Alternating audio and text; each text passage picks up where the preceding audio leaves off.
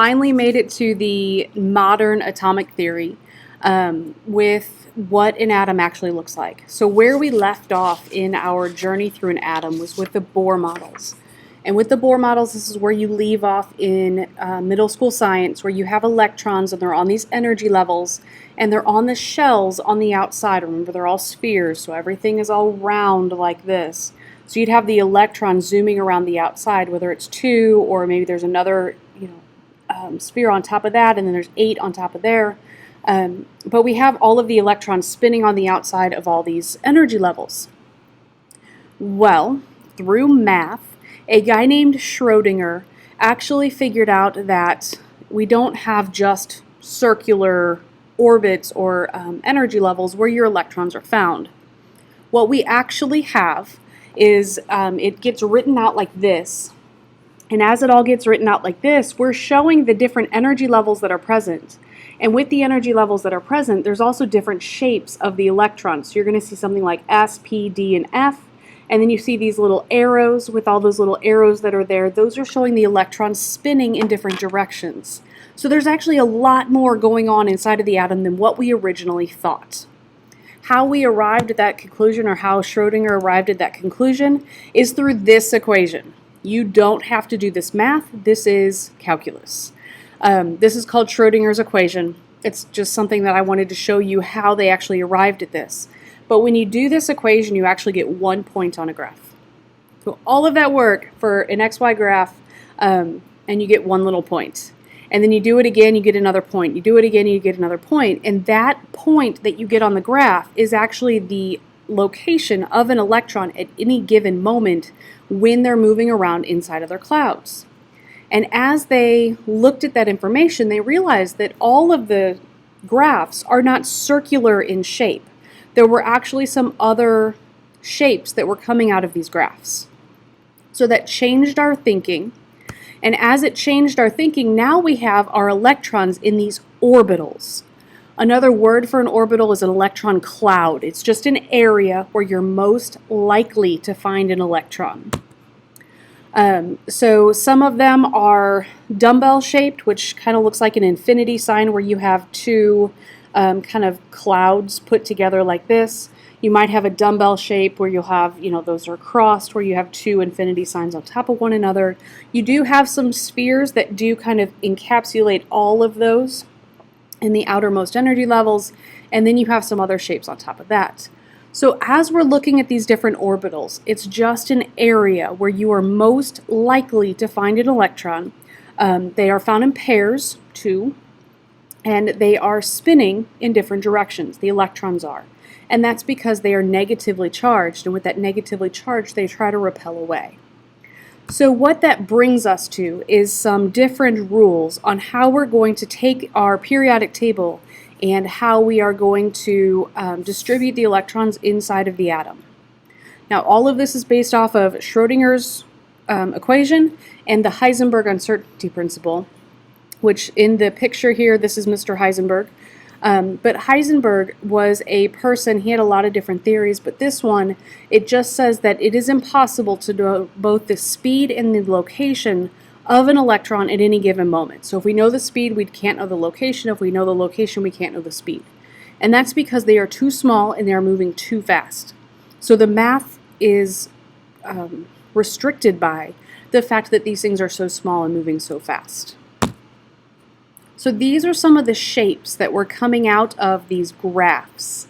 So we get some very weird shapes inside of the circles. And instead of giving them fancy names or naming them after themselves or anything like that, they just named the orbitals S, P, D, and F. So all that they did was they named the orbitals S, P, D, F. An S-shaped orbital is different than a P, it's different than a D, different than an F. For your S-shaped orbitals, those are all spherical. So spherical in shape just means round.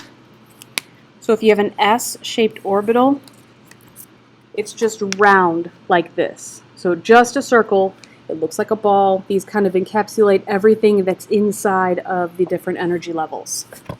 A P-shaped orbital, that one is dumbbell shaped. I didn't draw that very good. Hang on, let me erase this. Sorry. And that P-shaped orbital kind of looks like an infinity sign where we have electrons that are in this shape here. D is cloverleaf shaped. It's basically two infinity signs all put together. So that's a D-shaped orbital. And then the F are too complicated. We're not going to worry about them. But it's basically two D-shaped orbitals kind of overlapped on top of one another. So looking at these on this slide, these are the graphs that they started to see. They expected to see circles, but that wasn't the case. And you can kind of see that D-shaped cloverleaf coming out of that graph. So these are many, many, many plots, and they just kept throwing plots and plots and plots on top of one another to make that graph. So these are D-shaped orbitals. Backing up, this is an S orbital that's round. There are 3 p orbitals that are found together. So you have this one, and that one. Those are all dumbbell shaped. And then the D's, we just call them cloverleaf. You do have this one kind of oddball over here. Don't worry about that one. We're just going to say that they're all cloverleaf and make it easy. But there are 5 different D-shaped orbitals. Your F-shaped orbitals, because people always ask, well, what do they look like? These are some models. There's 7 F orbitals. But you can kind of see that they look like 2 D-shaped orbitals kind of put on top of one another. And then this is one of the crazy ones, these 3. They're just on different planes, the x-axis, y, and z-axis. So there's your F orbitals. Again, we just say that they're too complicated. This is a website to check out to kind of see what an atom actually looks like. They actually took the S's and the P's and the D's and the F's and they kept layering on top of one another. And as you look at that website, you start to realize that you cannot draw them like with the little rings like the Bohr model and make it nice, neat, and simple. What we do instead is we draw out our electron configurations or orbital diagrams like this that I showed you at the very beginning, where you show that, hey, these electrons here are in the first energy level. It's an S shape, so that means that it's spherical. And then there's 2 electrons there, 2 arrows. And then this is the second energy level, S-shaped orbital, 2 electrons. They spin in opposite directions, that's why they're arrows. So it shows the different shapes without having to draw them out, so you don't have to be an artist to do these. Now, when you find your sublevels, anytime you have an S orbital, there's 1 of them present. You'll only find 1 S orbital. P has 3, D has 5, F's always have 7. So when we're looking at the shapes, the SPDF just says the shape that's there. S always has 1 round one. P has 3 dumbbells together. D has 5 cloverleaf, and F has 7 of those complicated ones. Which brings us to 3 rules. With these 3 rules, we have the Hund's rule, we have Pauli's exclusion principle, and we have the Aufbau principle. By knowing all 3 of these rules, it's going to help us to write out our orbital diagrams. And as we write out these orbital diagrams, there's going to be another video here after one of the rules that's going to show a periodic table getting colored. So this periodic table is going to be very helpful to you in order to do your electron configurations. So when we get to that point, you're going to want to print a periodic table. When you print your periodic table, you're going to physically want to color it so that way you can follow along and it helps you to write these a little bit easier because you see the color differences. So that first rule is the Aufbau rule. Aufbau just says that electrons have to fill in a certain order. When they fill in a certain order, they have to fill with the lowest energy level first. The lowest energy level does not always go in numerical order because some of the electrons hide closer to the nucleus because they don't want to get traded into into the valence shell, So with those electrons, they're going to drop in energy level. So there's a certain order that we have to fill these in. Everything is going to follow the periodic table that you're going to color, and you're just going to read it like a book, and you're going to read it right across the periodic table, reading left to right, and that number order is going to come off of the one that you color, like I said, on the video that's going to be here in just a couple slides. Now with the order, there is some weirdness at the bottom. The weirdness at the bottom, I'm going to see if I can put this up here.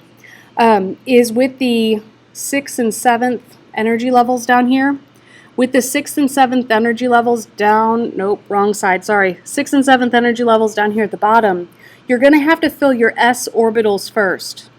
Then drop in and pick up the F, and then go back to D. So it's a little odd because you're going to, it looks like you drop off number 57 or number 89, but you're going to pick it back up when you jump back into that row.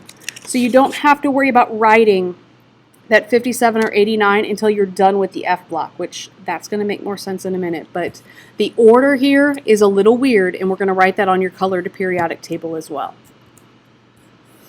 So when you color it, it's going to be on the next slide. It's going to be a separate video. Your periodic table is going to look something like this. And with it reading something like this, you're going to have to always, always, always start at the top of the periodic table. So you're always going to start with hydrogen. And when you start with that hydrogen, you're going to read across hydrogen to helium. Both of those are going to be in one S. Then when you're done with this row, you go to the next row, and now you're at 2S. Keep cruising across, and now we're at 2P.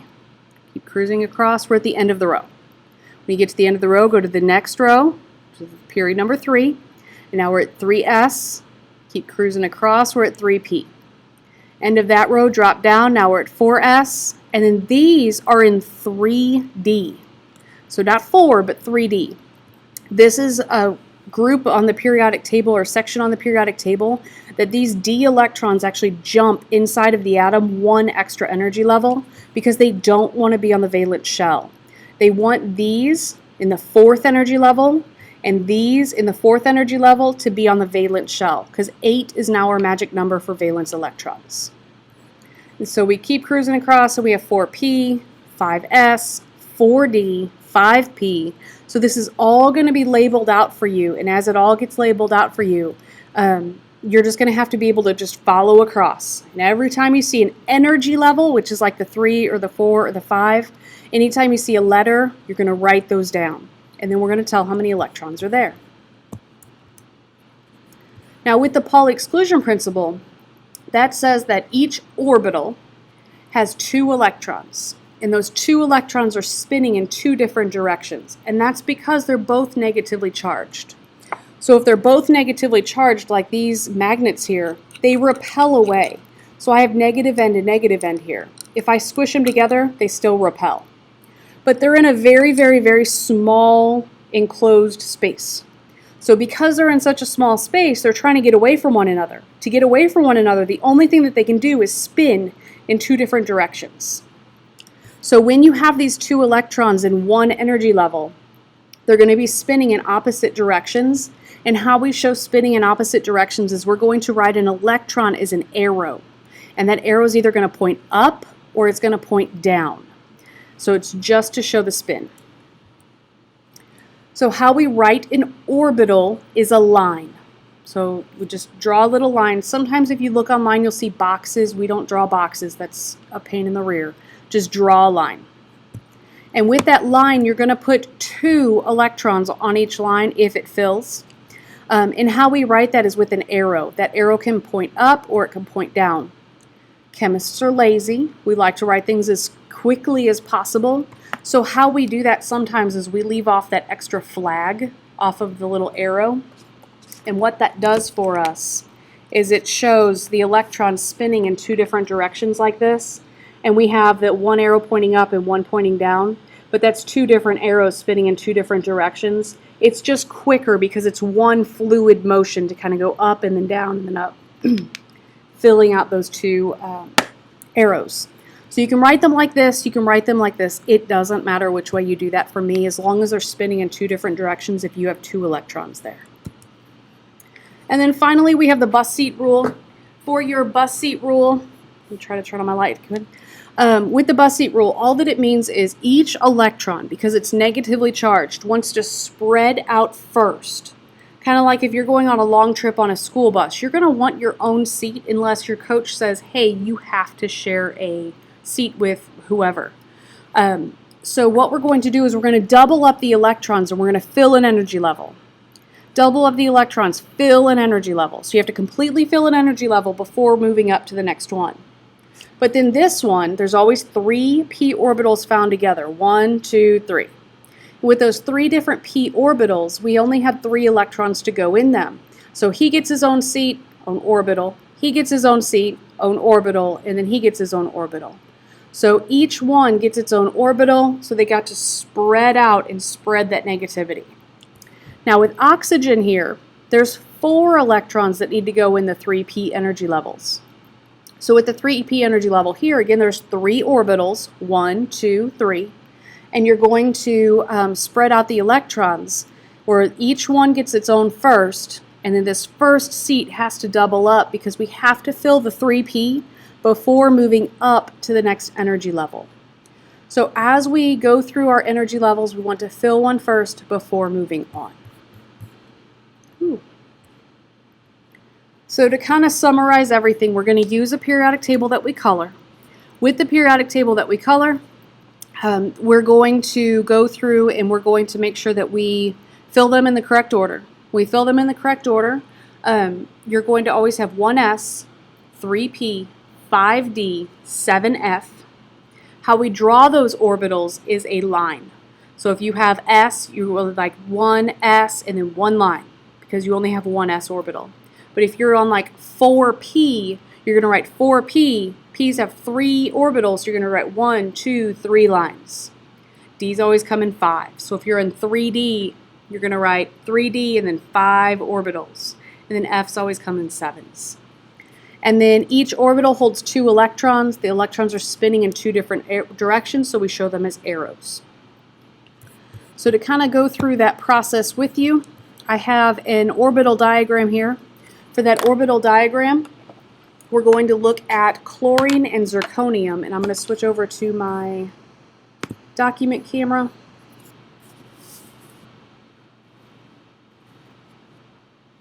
So this is a blank periodic table. If you were in class on like a normal year, this is what you would get on a test, and you would have to be able to write out the energy level. So just like you did with the one that you colored that you should have in front of you right now, you wrote out the energy levels. So S's start with 1, P block starts with 2, D block starts with 3, and then your F block starts with 4. So the first one that we had in the examples, I don't remember what it is. It's chlorine and then zirconium. So we're going to do chlorine first. Chlorine is right down here on the periodic table.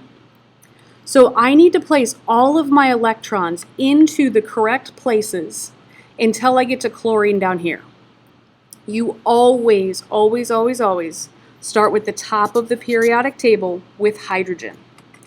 So when we start with our hydrogen, sorry, I'm trying to find my piece of paper. When you start with hydrogen, we start with 1s, because this is 1 for my energy level. This is the S block. 1s, because it's an S, you have 1 orbital. So I draw 1 line. So then I'm going to place 2 electrons there. 1, 2. There's also, if you notice, 1, 2 elements in that 1s. So that puts me at the end of the row. So now I'm down here, and now I'm at 2s. Anytime you write s, you draw 1 orbital. There's 1, 2 electrons in 2s. There's 2 elements across, there's 2 electrons. Then after that, I'm down here at 2p. Anytime you have p, you draw 3 orbitals. I'm going all the way across here because I'm going down to chlorine down here, so I know I'm going to have to keep cruising across here. So 1, 2, 3, 4, 5, 6 electrons. 1, 2, 3, 4, 5, 6 electrons. Now after 2p, then I drop down here and I'm at 3s. And s gets 1 orbital. There's 1, 2 electrons there. Then after 3s, I'm at 3p. P's always have 3 orbitals. You always draw all 3 orbitals, even if you're not going to fill them. You draw the orbitals. Those bus seats are still there. Now, to figure out how many electrons go in 3p, we start at the beginning of 3p with aluminum here, and we count over 1, 2, 3, 4, 5. So that means that I need to place 5 electrons in 3p. 1, 2, 3, spread them out first, 4, 5. Now if we count up, this is chlorine, if I count up all of the arrows, I have 2, 4, 6, 8, 10, 12, 14, 16, 17 arrows here, and chlorine has 17 electrons. It also has 17 protons. So what we're doing with these is we're showing where the electrons scatter inside of the atom, where the electrons live, like which shape, orbital, and in what energy level. This first number is the energy level. The S or the P is the shape, and then the arrows are the electrons spinning in 2 different directions. To show you another one, the second example that we had was zirconium. Zirconium is down here at number 40. So again, I start up here with hydrogen. Always, always, always start up here with hydrogen. These are always going to start with 1s. With my 1s, I have 2 electrons. 1, 2. Then after that, I'm down here at 2s. 1, 2. After 2s, I jump down here and I'm at 2p. 1, 2, 3 orbitals. Going all the way across, so that's 6 electrons. After 2p, I drop down here and I'm at 3s. S's have 1 orbital, 2 electrons. After 3s, I'm at 3p. 1, 2, 3. I'm going all the way across these this time, so I'm going to fill out all 6. After 3p, I'm down here at 4s. 4s has 2 electrons. And then I see another number here, and I haven't hit the D block yet. This is the 3rd energy level. This is the D block. D's always come in 5s, so I'm going to draw 5 orbitals. I'm going all the way across all of these, so I'm going to fill up all of these with 10 electrons, 2 per orbital. 1, 2, 3, 4, 5, 6, 7, 8, 9, 10. 4p, sorry. 1, 2, 3. So this is 4p. I'm going across all of those, so all 6. After 4p, I'm at 5s. 1, 2, across both of those. Now, zirconium lives in 4D. I'm going to drop down here. D's always have 5. Now, I'm starting at the beginning of 4D with yttrium. So I'm going to count over 1, 2. 2 electrons. I'm going to put 1 per energy level. So I'm going to put 1 here and 1 here. These bus seats are open. We will deal with those open seats in another unit. So when we look at this, if you counted it all out, you would have 40 electrons for zirconium. And with those 40 electrons, you're just showing the energy level that the electrons are scattered in. You're showing the shape of the orbital and then each of the individual orbitals with electrons. As far as my highest energy level, that's going to be the outside shell. My outside shell is the biggest number for my energy level, which is 5. So these 2 electrons are in the 5th energy level. These are in the 4th energy level. These are in the 4th, and these are in the 4th. 3rd, 3rd, 3rd, 2nd, and 1st. So the electrons just scattered all throughout the atom into different shapes of your orbitals.